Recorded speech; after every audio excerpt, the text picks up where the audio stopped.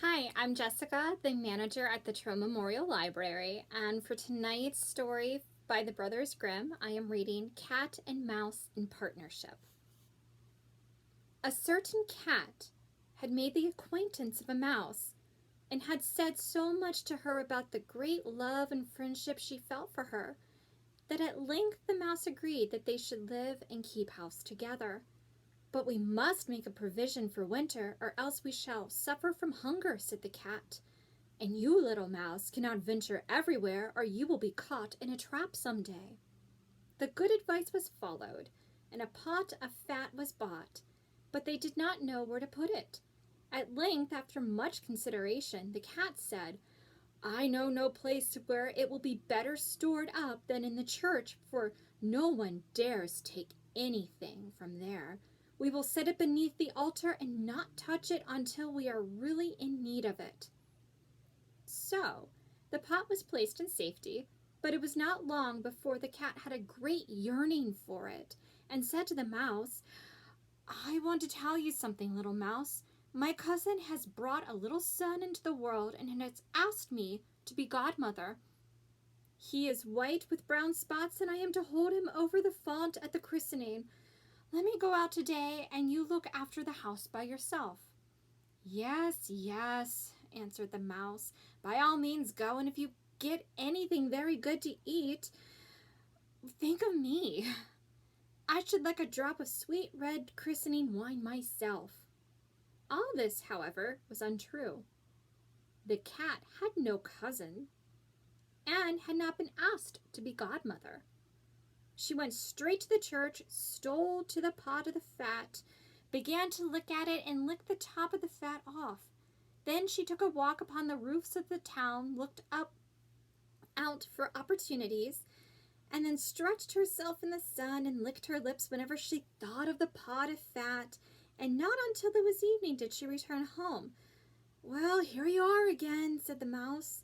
"No doubt you have had a merry day." "All went off well," answered the cat. "What name did they give the child? Top off," said the cat quite coolly. "Top off," cried the mouse. "That is a very odd and uncommon name. Is it a usual one in your family?" "What does it matter?" said the cat.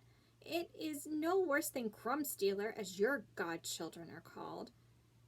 Before long, the cat was seized by another fit of yearning.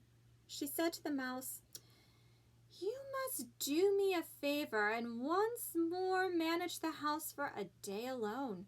I am again asked to be a godmother, and as the child had a white ring around its neck, I cannot refuse." The good mouse consented, but the cat crept behind the town walls to the church and devoured half the pot of fat. "Nothing ever seems so good as what one keeps to oneself," said she, and was quite satisfied with her day's work. When she went home, the mouse inquired, "And what was the child christened?" "Half done," answered the cat. "Half done? What are you saying? I've never heard that name in my life. I'll wager anything it is not in the calendar." The cat's mouth soon began to water for some more licking. "All good things go in threes," said she. "I am asked to stand godmother again. The child is quite black, only it has white paws, but with that exception, it has not a single white hair on its whole body. This only happens once every few years. You will let me go, won't you?"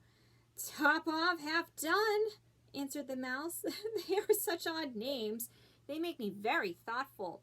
"You sit at home," said the cat, "in your dark gray fur coat and long tail, and are filled with fancies. That's because you do not go out in the daytime." During the cat's absence, the mouse cleaned the house and put it in order, but the greedy cat entirely emptied the pot of fat. "When everything is eaten up, one has some peace," she said to herself, and well filled and fat, she did not return home till night. The mouse at once asked what name had been given to the third child. "It will not please you more than the other," said the cat. "He is called All Gone." "Oh, gone!" cried the mouse. "That is the most suspicious name of all. I have never seen it in print. Oh, gone. What can that mean? And she shook her head, curled herself up, and lay down to sleep. From this time forth, no one invited the cat to be godmother, but when the winter had come and there was no longer anything to be found outside, the mouse thought of their provision and said, "Come, cat, we will go to our pot of fat, which we have stored up for ourselves. We shall enjoy that." "Yes," answered the cat, "you will enjoy it as much as you would enjoy sticking that dainty tongue of yours out of the window." They set out on their way, but when they arrived, the pot of fat certainly was still in its place, but it was empty. "Alas!" said the mouse, "now I see what has happened. Now it comes to light. You are a true fiend. You have devoured all when you were standing godmother. First top off, then half done, then—" "Will you hold your tongue?" cried the cat. "One more word and I will eat you too." "All gone," was already on the poor mouse's lips. Scarcely had she spoken it before the cat sprang on her, seized her, and swallowed her down.